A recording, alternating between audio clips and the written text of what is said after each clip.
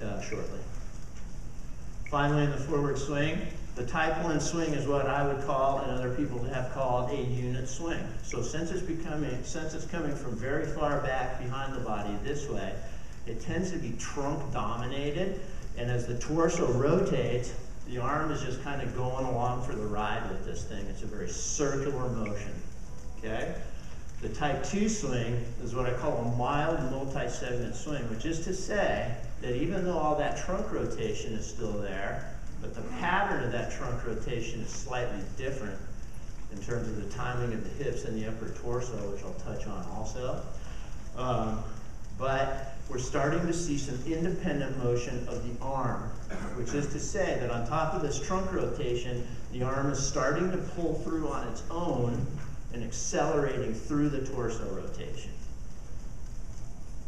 And the extreme of that is in the type 3 swing here. So this is very much a multi-segment sequence swing. And by multi-segment, I mean torso and then arm pulling through the torso with aggressive independent arm motion from the shoulder joint. Comments or questions? Yes, sir. So is the torso less aggressive than on that? Or is it just that No, it's not less aggressive at all. It's just like, you have essentially, and my system gives me the capability to measure the rotational speed of the hips and the shoulders. And I can see how those two relate, what those speeds are when they peak, and the speeds are pretty similar. The timing is different, and I'll just mention quickly since you asked this question. On the type 3 swing, the hip rotation tends to be, the hips tend to accelerate earlier, and then the duration of that speed increase doesn't last the entire thing. So it's much more of a burst of the hips and then a sequencing of the upper trunk following, as opposed to the type 1 and type 2 swings that tend to be hips and shoulders rotate a little bit more in unison, and then they tend to keep their speed up all the way through.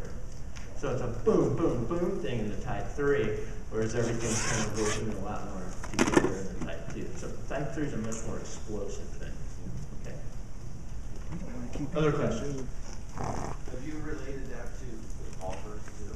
And I haven't personally. A lot of people haven't. And in fact, the X factor in golf is the relationship between the hip rotation speed and the shoulder rotation speed. And it's like one of the most critical factors in the sport of golf. Anybody that has the capability to measure this kind of stuff calculates this X factor. I call it the T factor. But I haven't related it to golf. Okay, so what are the mechanical observations of the slides we just looked at? Decreased lateral range of motion in the backswing, is that clear? Okay, the lateral component goes away. That means there's also a decreased overall range of motion. Obviously then, with this smaller swing size, it's going to take less elapsed time from the time that I break the unit turn till I contact the ball. And we'll talk more in detail about that, but I think that has obvious advantages. And then finally, we noted that there's an added use of independent arm motion from the shoulder joint. Questions? So I think you'd be pretty safe to say that the type 3 swing is pretty much the staple of the ATP forehand. Okay? What's being used on the ATP tour? So here's just a selection of a few guys. And I estimated using John's video when the forward swing starts. And I think you can see that all of these guys kind of have this position where the racket's outside of the hand and a little bit above the hand, outside and a little bit above, boom, boom, boom. Now, there's differences because these guys all have their own flares to this. And there is gray areas in here where there is room for personal interpretation, let's call it. Okay, so, but for the most part, the base mechanics package is very uniformly used at these highest level forehands.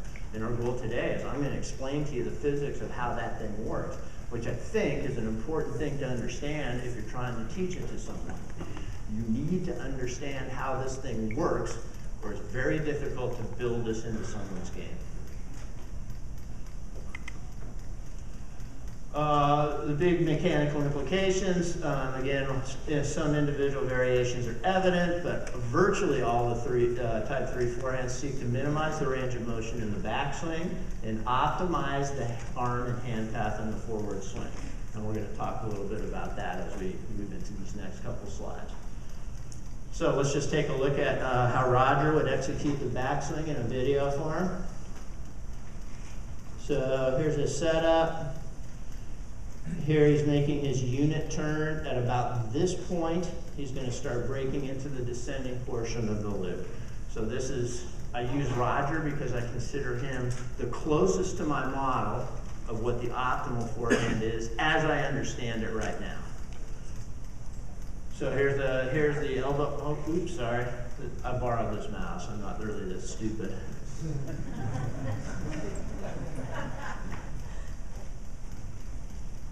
Okay, so here we go here, and elbow elevated around the body, and I know we're looking at a back view, but typically in this position, at the unit turn position, that elbow would be away from the body by about 45 degrees, okay? Now you'll see a lot of players that come out higher than that using the type 3 swing, but that tends to be actually a flaw in most respects. So if you can come out at about 45 degrees, notice his elbow is pulled pretty much in line with the trunk. Now this is in contrast to his service returns that he hit, where he doesn't pull the elbow back so far, and it's a much shorter version of what we're going to talk about here. Elbow in line with the trunk. Notice his form is essentially parallel to the baseline, and the racket head's pretty much vertical. Okay? So it's elbow in line with the trunk, 45 degrees, and the arm's pulled back so that the forearm is parallel to the baseline. Now that's a more aggressive position than is typically thought of in the unit turn. Most people think of the unit turn as pretty much even with the body. And this is the position at which you're going to be moving to the ball. This one, not so much. This one's more aggressive. Most of these guys are pulling that racket and hand back further for a cleaner entry into the descending portion of the loop. Any questions about that? It's kind of a critical piece to this puzzle. Okay. From that position there, then he's going to go into the descending portion of the loop. And notice how wonderfully simple this is. If I could get the mouse to work. All right, here we go. Basically, this is nothing other than an elbow extension or straightening of the elbow with the elbow position constant. Okay, so in other words, from this position that he attained, he's doing nothing other than just straightening the elbow to put the hand in this position. He does it artfully, it's rounded, and it's not choppy. But it's the simplest possible motion that you could have to hit this position. Okay? And this is the setup, really, for the type 3 swing and what we're going to talk about. Questions about that? So when you were talking about that at the beginning, when you were making the backswing, do you think that part, like in the beginning when the kids are young, and I don't know, you would know because you filmed a lot more kids and stuff, do you think that the backswing ends up becoming more compact as the speed of the ball and they get older and are able to handle the backswing? So it's more like an evolutionary thing. Well, this is where you get into the coaching interpretation of it. My feeling is that that's something that you should start to teach right away. Okay? Other people think that this is a matter of strength more so than range of motion, and that you should wait till someone develops the strength, build in this stroke first, and then let this one evolve as it did in all the people that I showed you on the screen. But what we're experimenting a lot at Rick's Academy is, okay, what if you build this in? Is it really a matter of strength? Or is it a matter of technique? And can you build it into younger players? In other words, can you skip some of these steps, type 1, type 2, type 3? Can you skip step 2, and can you go from 1 to 3? And the answer so far, I think we've been pretty successful in answering that is yes. But that's a coaching decision that each individual coach has. Yes, sir? Are you pushing females into type 3? Yes. Young ones. But on the tour, they're not there right now. They're not there right now. So your kids are in type 3? Yes, without question from day one. working with me, and I believe Rick would attest to that too. Yes? How does that translate if he's closer to the baseline, taking the ball higher? Or Okay, so inside the there, baseline okay, so. and taking the ball higher, because now, if I. Yeah, so there's adaptations to the basic mechanical package that I'm going to describe today. The adaptation for the one you described would be twofold. The elbow would be lifted to a higher position initially so that the hand would come out at extension higher, and I probably would have them pull not back so far so they have more of a 3/4 take back, Right. which is really what John was showing you on the service return. Make sense? Other questions? All right, let's roll. We got some stuff to get through here, folks. Okay, so I said that this was the key position in the the type 3 forehand. The arm and the racket orientations at the end of the backswing. They set up a very direct, clean path of the hitting arm, and we said there was independent motion of the arm to pull through the trunk rotation or pass through the torso rotation. That gives us several really nice things. One, forward positioning, I hate this one. Forward positioning of the arm approaching contact.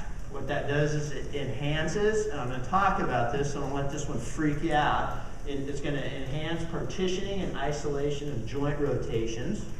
So it's splitting up the joint rotations into producing either forward or vertical racket speed.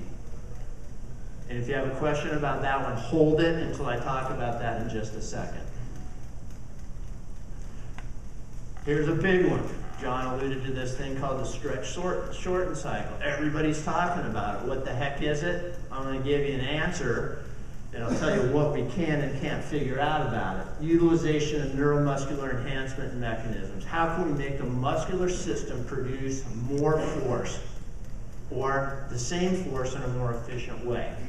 This arm setup, right, I'll get this before we're done, guys.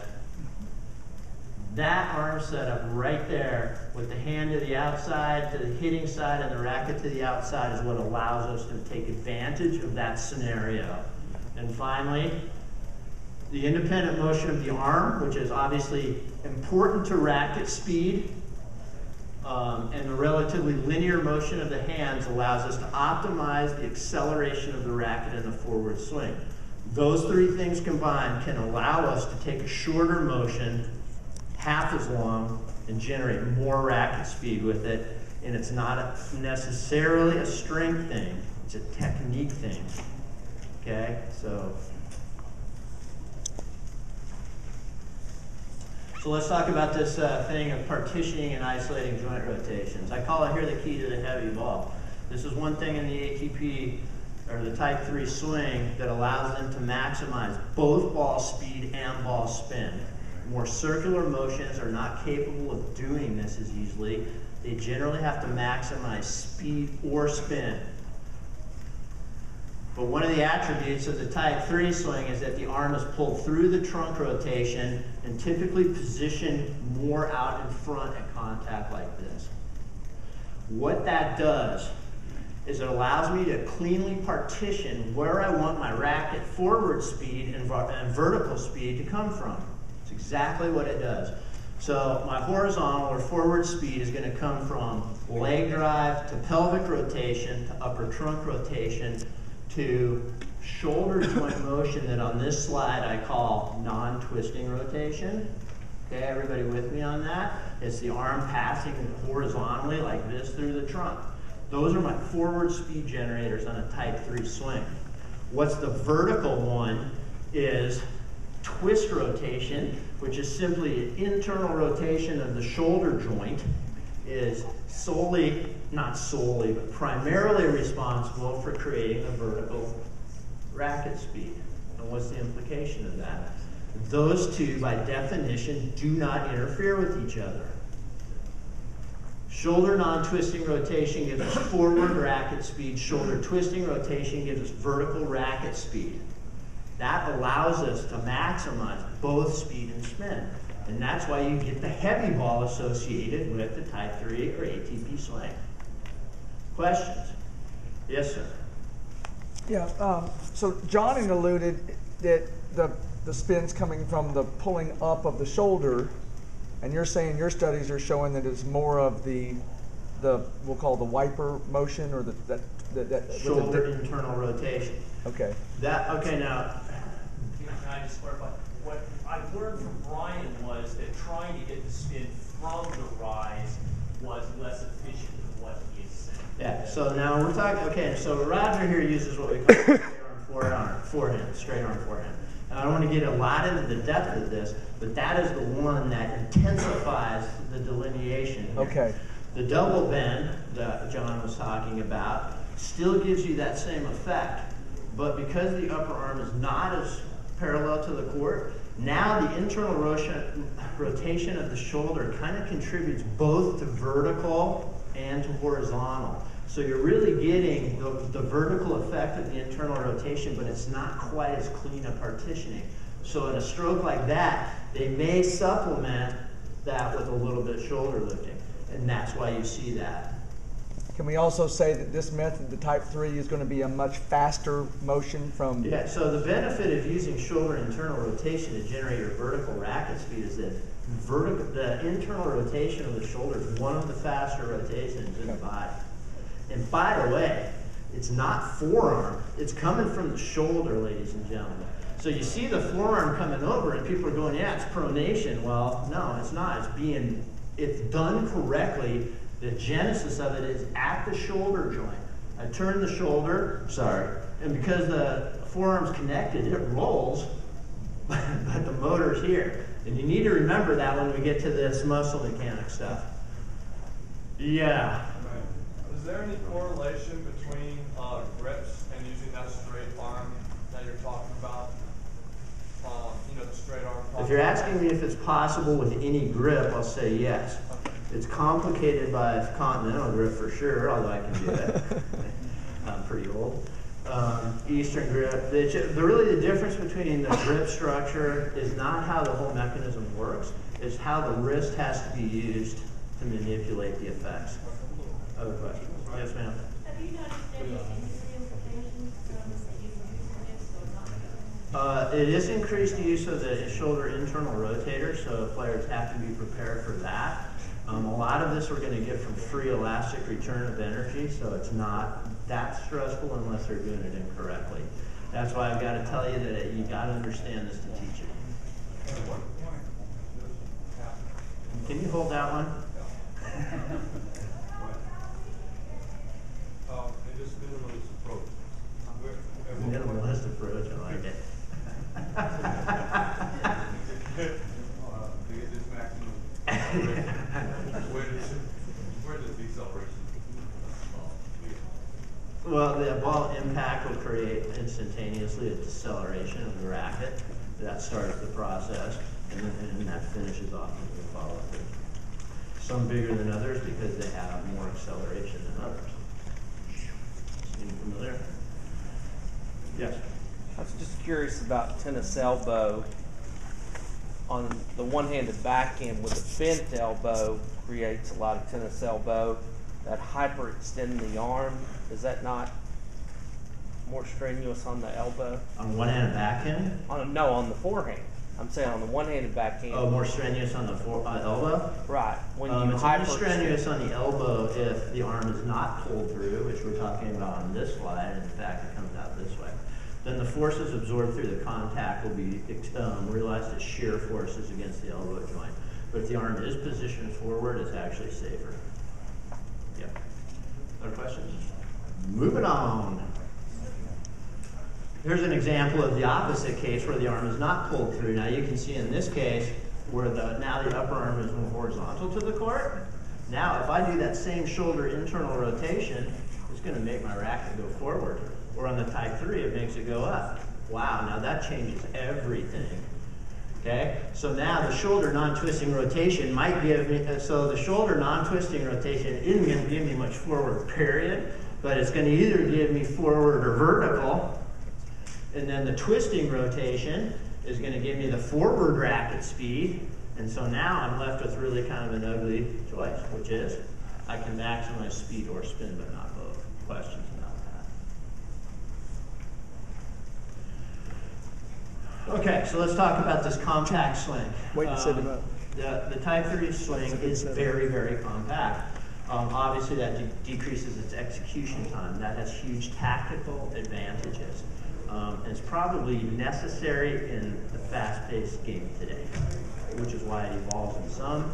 It's starting to evolve in others that it previously has not evolved in. Well, that was a mouthful. But range of motion is a default choice for the human musculoskeletal system to generate or racket speed.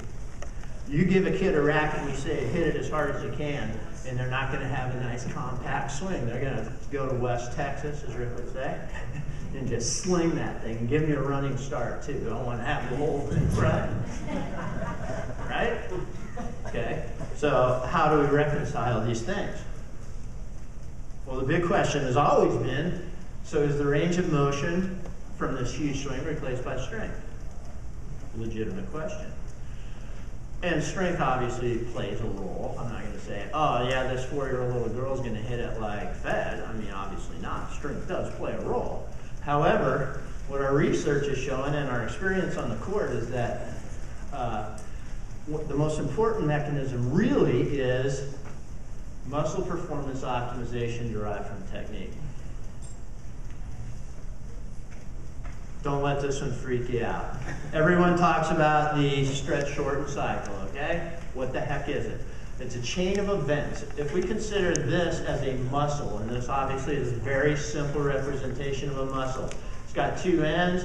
It's got some contractile proteins so that when I say contract, the muscle shortens. That's what muscles do, okay? And then it's got some kind of springy elements that are like tendons and stuff like that that have a little bit of an elastic component to them. So the idea here is that I go, number one, brain commands muscle to contract. Okay? So the muscle tries to contract. But if I can create a situation where technique forces the muscle to actually lengthen, okay? So I'm trying to shorten it, but the muscle's getting longer. Now I can put that muscle in extremely forceful conditions. Extremely forceful conditions. And at the same time, I can get that muscle up to full tensile strength before I really need it to execute the motion. And I'm going to give you an example of this in a moment. Okay, so I say shorten, but this thing, these two ends actually get longer. Okay? If I do that, then I got the muscle in good conditions. That also kind of lengthens these springs out, I think everyone would agree. Does that make sense? So if these two ends, this one and this one, are getting further apart, those springs are increasing in size. I can use that as elastic return in the motion. Also, as this thing is forcefully lengthened, it starts engaging little sensors in the muscles that are going, this ain't quite right. So I'm going to send that information to the spine, and it will make that muscle contract even harder. That's called the stretch reflex. You walk down the street, you roll your ankle, your body will automatically adjust. Same thing. Overall, if I can create this situation where I say contract but force the muscle to lengthen, then when the muscle actually shortens later, it can shorten with much greater pulling force. Estimates vary from 30 to 50% greater force. So we consider that muscular optimization, and if you think about it, I'll give you an example of this in a minute, but if you think about it, you use this in everyday life all the time. Your body is good at this. Okay? We've identified a lot of places where it can be built into tennis strokes. John, can you help me for a second? Absolutely. So here's kind of the idea. So I have a bicep muscle here. It's not nearly as strong as it used to be. In fact, it's pretty wimpy at this point. But if I contract that bicep, it makes my elbow bend, right? Okay. So if I say contract and bend, contract, it should bend, but if he forces it to lengthen, I'm trying to contract, but now he's forcing that muscle to lengthen. So that's this condition here, right? So then, if he pulls that hand back all of a sudden, as I push me down, see how my arm just snaps up? I get that for free.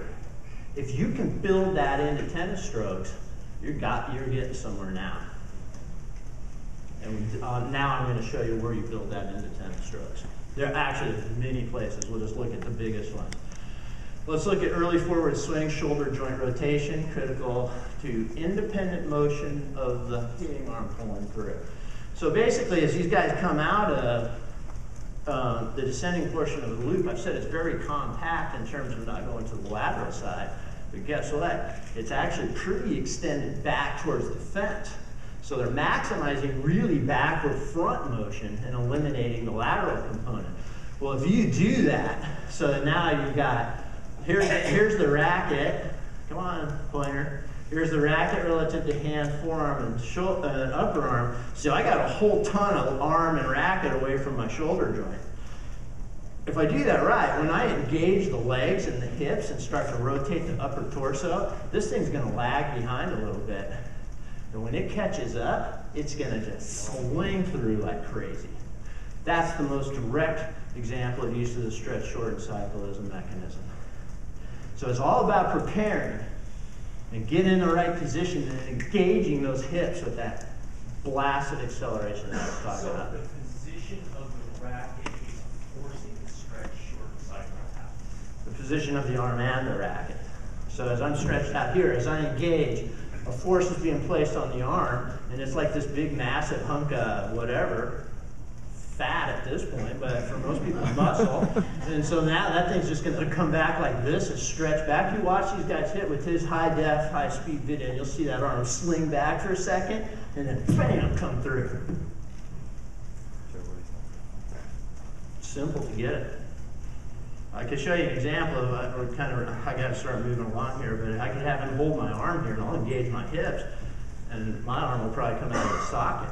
I mean, you can get the arm in front of the torso with zero muscular effort, all from elastic return in these stretch shorten cycle components. All of it. But you got to really know what you're doing on this one. I call it the slingshot accelerator. You guys like that? Yeah. All right, here's my, so this is what I was just saying in a back view. Okay, so really, from a back view, it's leg drive, pelvic rotation, upper trunk rotation this way, puts a force on the arm in this direction, and the arm kind of lags back and then slings through. Everybody okay with that? Okay, let's look at my favorite subject, the dynamic slot, aka the flip.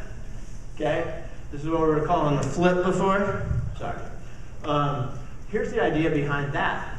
Because of this position that we get at the end of this swing, and because of the timing of the trunk rotation that I mentioned before, I'm going to use that hip rotation and a little bit of a turbocharge from the slingshot to apply a force to the grip from my hand that's pointing essentially forward, right like this, okay? So if I drive the hips and I use a little bit of shoulder motion and I really accelerate the hand, then it's going to create a rather large pulling force on the butt end of the racket. Is everybody okay with that? If the racket is positioned above the hand and to the outside of the hand, which by definition was our position in the type 3 swing, right? Then that racket will rotate opposite of its initial orientation. So if it's like this, and I put a force on it like this, that racket's going to tend to rotate back this way. Everybody okay with that? The rotation of the racket or the flip or the dynamic slot or Joe or whatever you want to call it is being caused by the pulling force. It's not being created by me turning the arm, and you have to understand that. If you don't, you cannot teach the stroke right. Yes, sir? Is this flip easier on a smaller grip? I didn't understand you, sorry. Is the flip easier when you're using a smaller grip? Smaller grip? Yeah. That shouldn't make any difference. Other questions? So is the wrist involved in any of this? No. The wrist will passively go back, especially, listen, it will go back. This is where the grip, the actual grip you use makes a difference. Okay, so in the flip, I'm pulling, the racket's going to rotate. I'm going to tell you what we're targeting here. But in some conditions, you do want the wrist to actually lay back slightly, but that's not causing the flip. What's causing the flip is the force of the pull. And I'm letting the force of the pull rotate my racket and using it to preload certain muscle groups. Seen from a side view, essentially this force pulling this way, all we could really see is the downward rotation of the racket. That's used for positioning the racket below the ball and a little bit of a stretch shorten cycle. And I use the term loosely, we're not sure which of those components works, but we know it does, of the forearm internal forearm pronation musculature. So it's a little bit, boom, preloading of this. Racket rotates, stretches these muscles out, and then if I need to use them, which double benders do, I'm not going there, but I'm just going to say it, then I can return that faster. Everybody with me? So I've applied the stretch shorten cycle now in 2 positions. But the cool one is, if you look at this in a back view, here's that same force from the hip rotation, leg drive, hip rotation, upper trunk rotation, turbocharge of the shoulder, all that stuff. Here's the force in a back view. Now because that force, the racket head is outside, seen in a back view, so seen in a side view, you'll see this. You'll see it come down like this. In a back view, you'll see it come more laterally like this. That lateral piece is what's loading, preloading, pre-tensing the shoulder internal rotators. So as it turns out, this flip dynamic slot is really a way to maximize vertical or horizontal speed. That's a question, non-rhetorical. Vertical. The flip is going to allow me to preload the internal rotators, and in the previous slide I said that was being pulled through, so that's how I'm getting my vertical. So this whole flip business is primarily to maximize the vertical speed component. And I can use as much or as little of it as I want. In fact, that's how you control the speed-spin trajectory relationship on this forehand.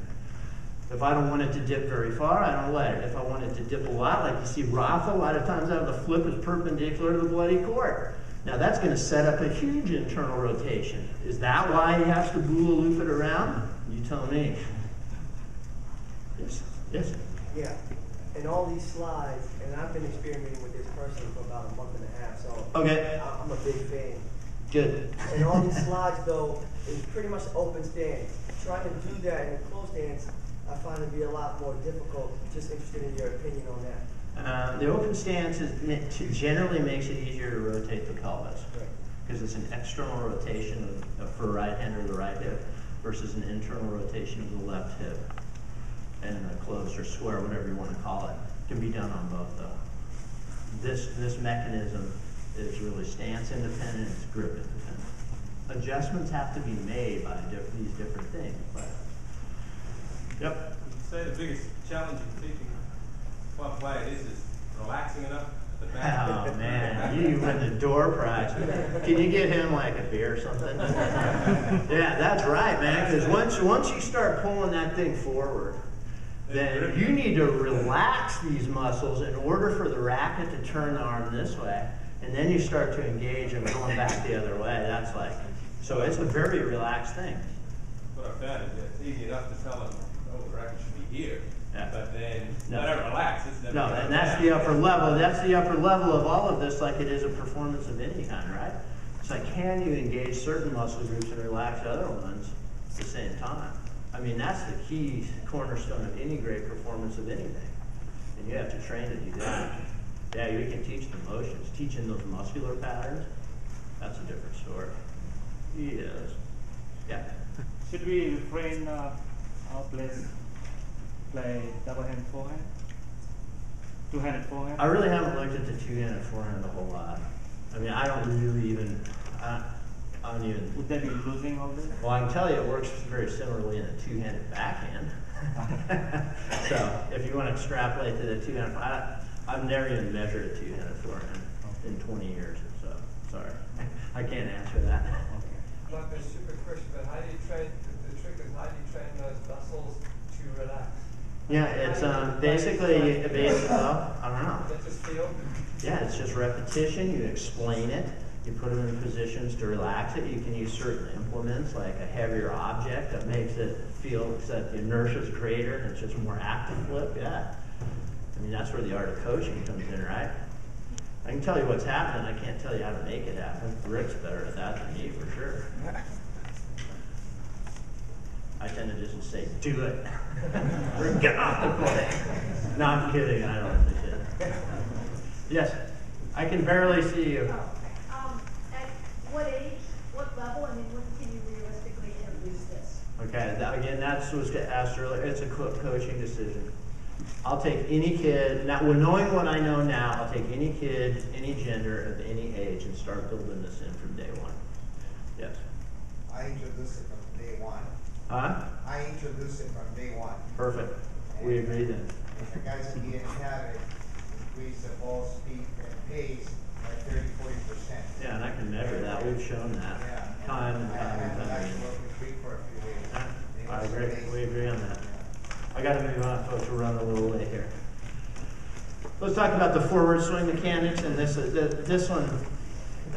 one piece is obvious, and one's really kind of cool, I think. We'll see what you guys think. From the forward swing, remember I said that this end of the backswing sets up a very direct path, and I said that allows you to optimize the acceleration of the racket. So really, I think of it mechanically as really the forward swing is really broken into two pieces. One is coming out of the dynamic slot. So I flip, that aligns the racket with the hand. We'll talk about that in a minute. And so there's a period of essentially very straight motion like this, and then the racket starts to rotate into contact. Okay?